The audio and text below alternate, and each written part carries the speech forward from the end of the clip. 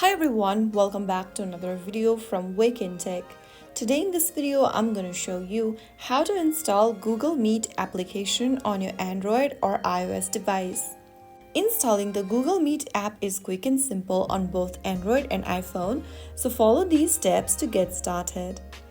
First of all, make sure that your device is connected to a stable internet, and then for Android users, open up Google Play Store. For iOS users, open up your App Store. Now in the search box at the top, type in Google Meet. Look for this application from Google and tap on the Install or the Get button to start downloading the app on your device. On your iOS, you may need to authenticate with Face ID, Touch ID, or your Apple ID password. So go ahead and do that to start the download process.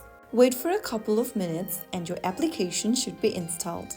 Now that you've installed Google Meet, tap on the Open button and you are ready to start or join virtual meetings anywhere. That is how you can easily install Google Meet application on your smartphone, whether you are using Android or iOS. I hope the video was helpful to you.